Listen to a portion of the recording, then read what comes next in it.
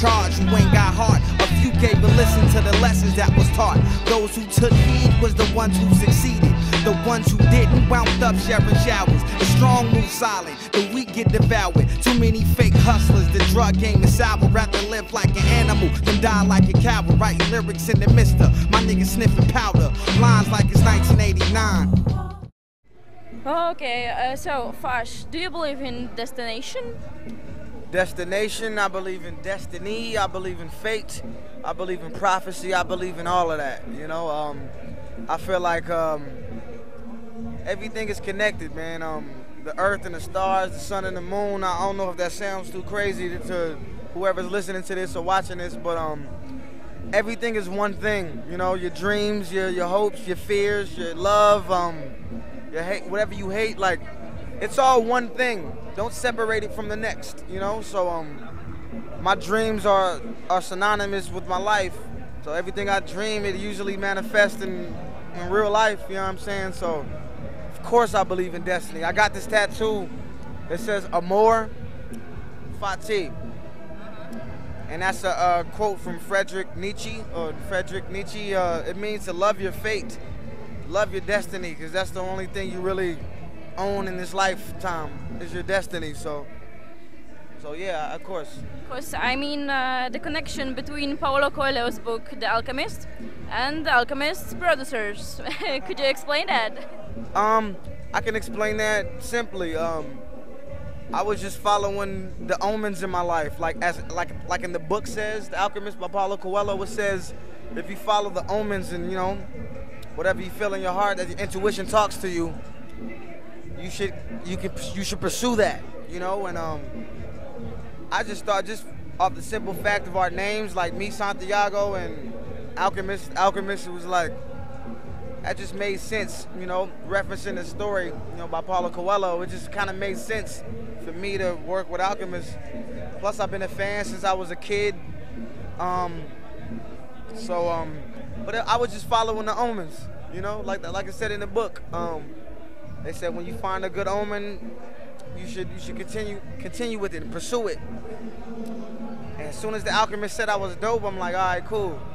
Let's do an album. Let's do something. Let's make a. So I wound up with making an album with Alchemist, and that was prophecy. That was supposed to happen.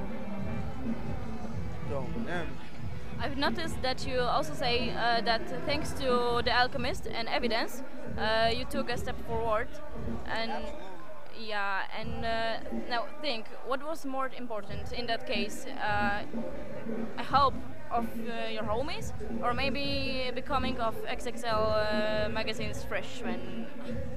The knowledge and the information that I got from my big brothers, Alchemist, Raka, Evidence, Murs, you name it, the list goes on. But that was more valuable than any cover you could make, any plaque you could, you know, attain. Like, the knowledge and the wisdom that I got from those guys, are like, that they instilled in me, it's priceless. You know what I'm saying? It's priceless. Yeah. So that's above all. That's above all right there. Like, as far as shout out to Double XL. No, I don't want to discredit for what they did for me and the acknowledgement that they gave me, but you know, that was one day out of my life. You know, I spent many moments and a lot of time with Alchemist in the studio, just me and him, just vibing and just talking about music and just talking about MCs, artists, what they meant to the culture, and what I aspire to mean to the culture when I'm gone. You know what I'm saying? And those kind of conversations were way more valuable than any song we can make, any cover I could make. You know, that kind of shaped me into the dilated pupil that I am. You know, student of dilated, etc. But thanks to XXL's magazine, you started amazing collaboration, like with Wiz Khalifa, for example. Yeah, absolutely. That whole era in my life, the whole Double XL freshman 2010 year of my life was amazing. It was amazing. Like, I got to meet my peers, you know. Before that, it was just me and OGs, original gangsters, if you will. Guys who got respect in this game, veterans, you know. those were the guys that really embraced me first. Then 2010 came around, and then my peers, people that were my age, got to see what I acknowledged me in the same light. And it was a special moment, you know, for me. Double XL gave me an XL for my album. They put me on the cover the next year. It was big, man. And I got to meet Wiz Khalifa, who's a platinum selling artist now, Grammy nominated. J. Cole, you know what I'm saying, who's a phenomenal artist now, who's established himself as one of the greats. Like, that day helped me establish relationships with all these guys, and fast forward 3 years later, and I got records with almost all of them, and we're just the best of friends now. And I got to go on tour with Wiz Khalifa and done records with J. Cole and Freddie Gibbs, you name it, you know what I'm saying? But yeah, shout out to Double XL for, if it wasn't for Double XL magazine, who knows if I would have started any of those relationships, you know what I'm saying? So, yeah.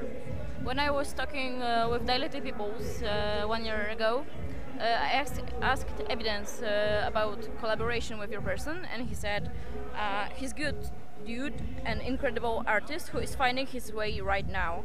Have you found it, or you're still searching? I think I found it. I think I found it. I feel like the whole purpose for me being here in front of the camera, in front of hip-hop audiences, and et cetera, is to really shatter the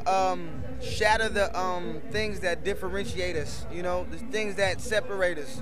I think I was born to shatter those things and make everyone understand that this whole world is one world, and we all bleed the same blood, and we all feel the same emotions, you know. I think that's why I'm here. That's why I still exist in rap music, you know what I'm saying? Other rappers might rap about drugs, bitches, money, whatever, but I think that the school of hip-hop I come from and the kind of student that I kind of became a teacher now. I went from student to teacher, so it's like, all respect to KRS-One. But yeah, I definitely feel like I found my way now. I'm not like lost. Like, on the first album, it was Boy Meets World, and it was like me introducing myself to the world and the world getting introduced to me. But then I was just a naive kid. I was just a naive little boy, like, with a bunch of assumptions of how the world should be and how it already was. But that was before I actually saw it for what it was, and now I see it for what it really is. And it's a lot more complex than I ever imagined. And there's a lot more intricate pieces to this puzzle that I ever imagined. So, yeah, I definitely, I found my way, I feel like. In my life, I don't know such pain. Got shit on, but still held my own. Every morning it was like a vacation. How I make it to 6th grade. Graduation. I was on the district hung around with some business with ATT.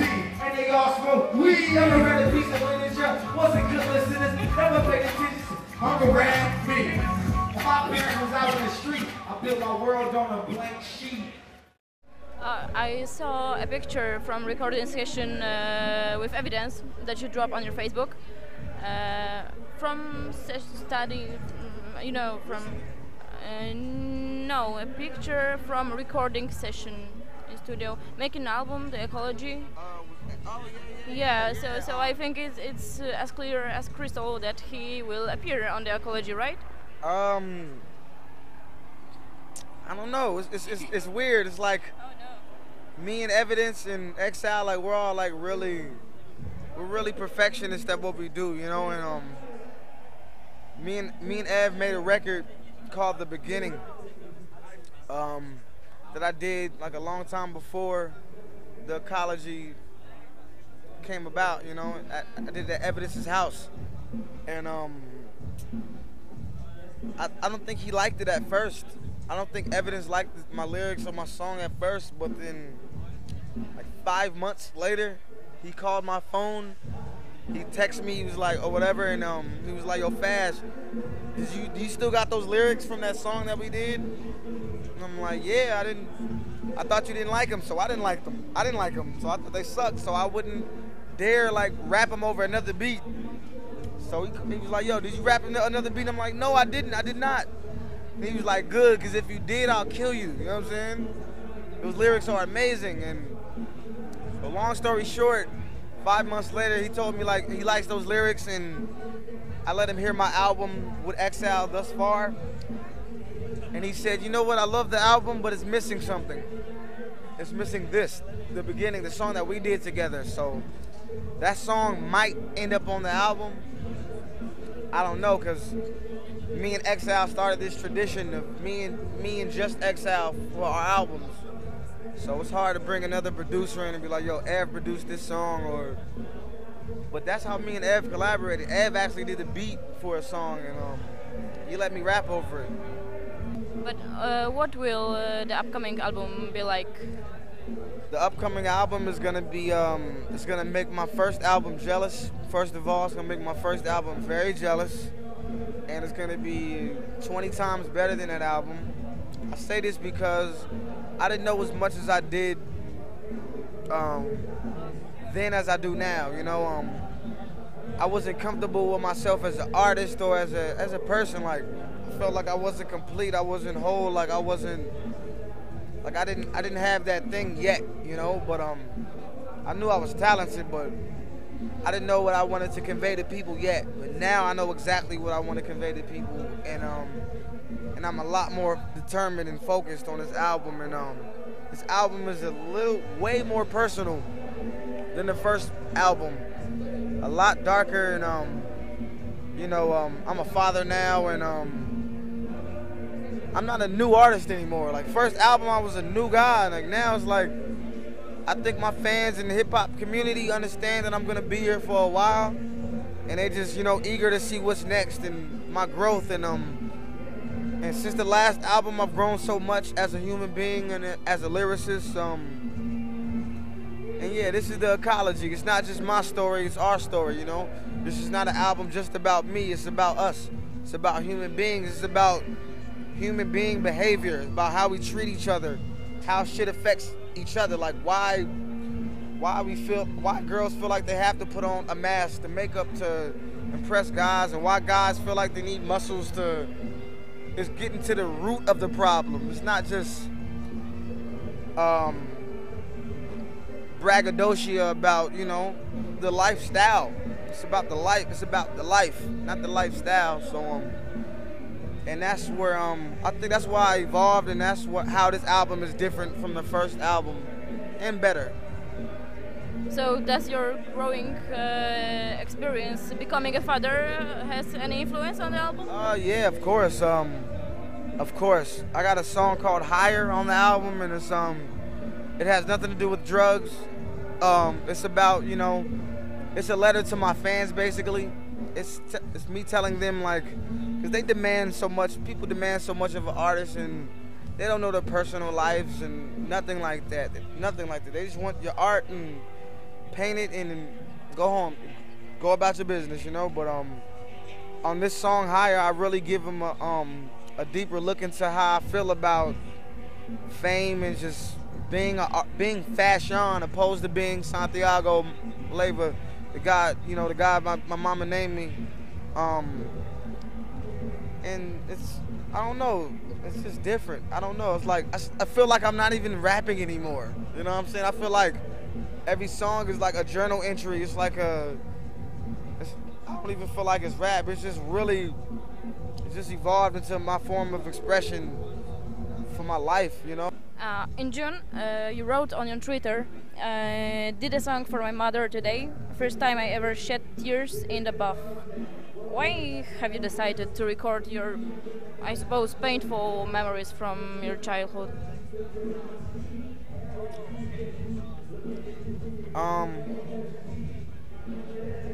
My mother. It must be hard. Yeah, it's hard to even talk about it. My mother's been asking me to write a song for her for like, since I was 12 years old. I'm 24 now, so you should see the time span. And I never wrote one for her. Never attempted, because I didn't feel like I was ready. I didn't feel like we lived together enough, because I got took away from my mother when I was like 9 years old. So she really never got to be my mother, and I never really got to be her child, you know. She was addicted to drugs my whole life, so even when I was 2, 3, 4, like, I was on my own. I got to, like, I was in the streets, like, at 4 years old. Like, just niggas was like, yo, I knew thug-ass criminals who would pick me up and take me into my house, like, yo, dude, what are you doing in the house? Where's your mother? Like, where's your father? Father was in prison, mother was on drugs. It was like, so it was hard for me, but the time she was there, she was very affectionate, cooked us dinner, taught me about spirituality, taught me how to sing, taught me about music, taught me about passion, about life, when she was there. But half the time she wasn't, you know, but I kind of made that song trying to balance it out, you know, telling her that I didn't like the shit that she did to for us or to us, but I do appreciate what she did for us, you know. It's like, I'm a Libra, I could do that. My sign is the scale, so I could balance it out. I could make you cry and make you laugh at the same time, make you smile at the same time. So that's why that song is so emotional for me, because, you know, my relationship with my mom is very unique, and I don't know, it's a lot of pain in there, but a lot of joy as well, you know. It's tears of joy and tears of pain, like, mixed in one shot glass, you know what I'm saying? And yeah, I cried when I was writing it, because I never wanted to do the song. I never wanted to. She was asking me since I was 12 years old. I never wanted to do that song. But I was basically stripped naked on this album, just like I was on the first album. First album, I did like 4 mixtapes, then I did that album. And I did 4 mixtapes, and I was like, what am I gonna say? I don't have no metaphors. I don't have no similes, no crazy punchlines after all those mixtapes.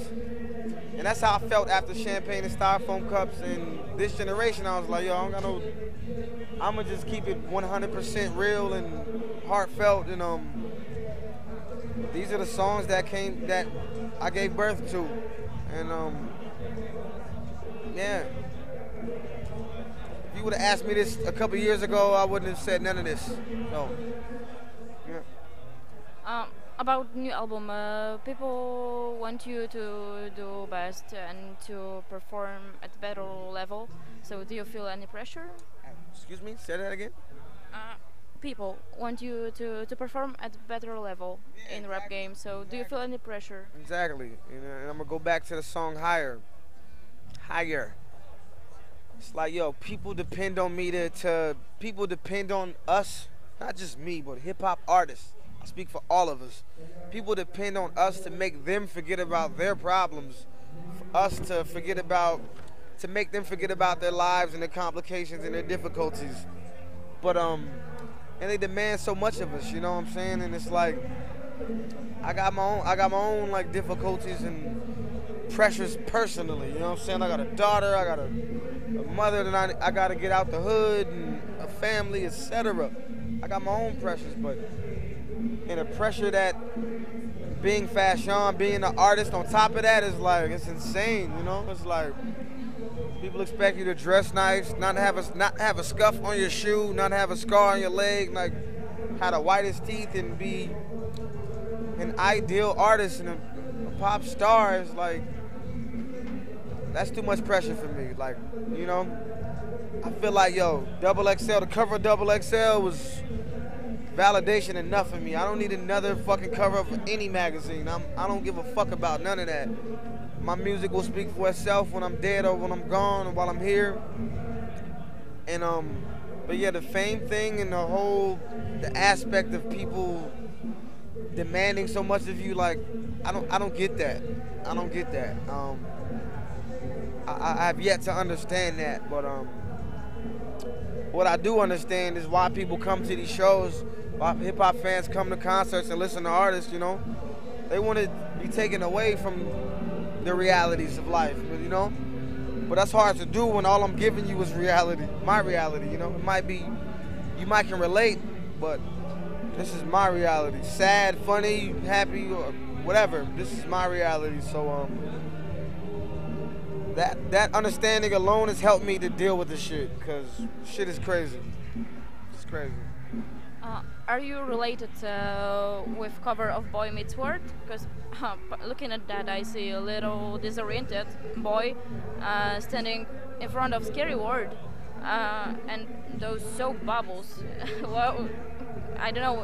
In my opinion, it suggests that bubbles suggest unsure dreams, maybe. And wow, that's amazing how that cover is able to perfect shows the vibe of the album. I guess the bubbles were like the bubbles on the cover of the screen was like a few bubbles, but it was like I guess those bubbles were like symbolic to dreams I have. You know what I'm saying? Like the dreams that we all have, and it's no one can ever burst those bubbles. No one can ever like they exist on that cover, and that's that, and that's a part of history. That's a part of my life, and it's like, but those bubbles represent my dreams and kind of this in the world, the globe that we live in, and the bubble that I live in. You know, surrounded by all this madness. It's like I feel like the boy in the bubble. Yeah, and just the emotion on that kid's face. You know what I'm saying? It was like he wasn't smiling like. He was just like, yo, I have to be here, whether I like it or not. You know what I'm saying? And that's how I feel. That's how I felt. That's how I feel to this day. You know what I'm saying? Whether I want to be at hip hop camp or not, or whether I want to go ice skate with my daughter, like I gotta be here. This is my fate. You know, and I gotta own it. You know what I'm saying? So that whole cover was symbolic to that. The bubbles represented the dream, and the whole expression. The nonchalant, like blank expression on the kid's face was like, it's like he already knew what the world had in store for him. You know what I'm saying? He wasn't smiling, he wasn't mad either. He was just kind of a content look on his face, and it was all symbolic, and it all made sense to me. And that had to be the cover. We was flicking through a lot of different flicks, and that was the shot. That was the shot. Have you changed from time you dropped that album to these days in any way? Have you changed from the time you dropped that album to these days?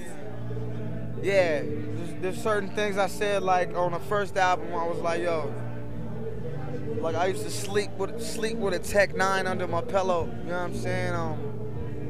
I no longer feel that way. I no longer feel like I have to do that. You know what I'm saying? Like, but all the residue of who I was still exists in my brain and in my heart and my soul. Like the other night I was in Oslo, and somebody said something really disrespectful in the crowd, and I almost cut the whole show. I almost quit the whole show just to hop in the crowd and fuck this guy up and beat him up. But something in me, like the new me, was like, yo, you gotta be positive. You gotta turn this situation into a positive. You can't just, you gotta show this person love. And I don't know where that came from, But at first, my initial reaction was like, yo, what the fuck did you just say?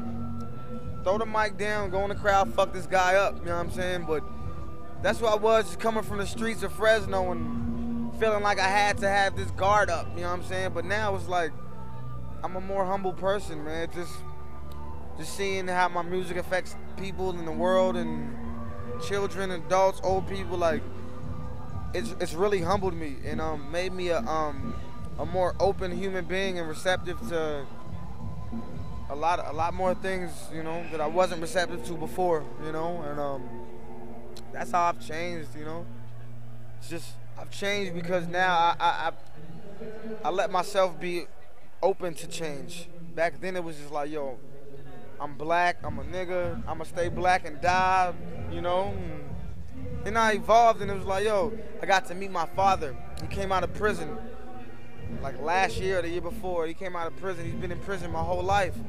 And he's actually Mexican. He's actually Spanish. And there's always been a black and brown war in California, black versus Spanish. And when he got out, I kind of like killed that in my head. It was like, yo, I kind of like dove into the other side of my ethnicity, and man, it opened my mind up, I learned more just by communicating with other races and other people than I've ever learned in a book at school, you know what I'm saying? So that's how I've changed, that's how I evolved. I can say that 100%. In Czech Republic, but I'm from Poland. Yeah, and the last question I always asked in interviews is, what is your first association with Poland? I hope you have. Association with Poland came from HOP KEMP.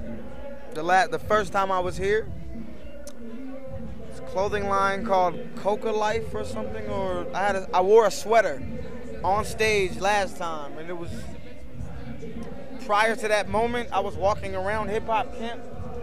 I was walking around the whole festival, and these guys from Poland, they gave me a sweatshirt, and they told me to wear it. Well, they asked if I could wear it, and I told them for sure I'd wear it. And I asked them where they from. They're like, we're from Poland, yo. We appreciate it so much if you just represent us on stage. I'm like, yeah, I got you. Don't worry about it. And if you look back, I wore that sweater on stage, and that was a Poland brand, you know. And that was my first association with the land. And T-shirt. it said Coca Life on it, or Coca something. They gave me some shades and a sweater. Yep. Shout out to those guys, man. Shout out to Poland, everybody out there. Yeah. But I've never been there. One day, maybe. Hope to see you in our country. Me too. Okay, so we have finished. Thank you for the interview.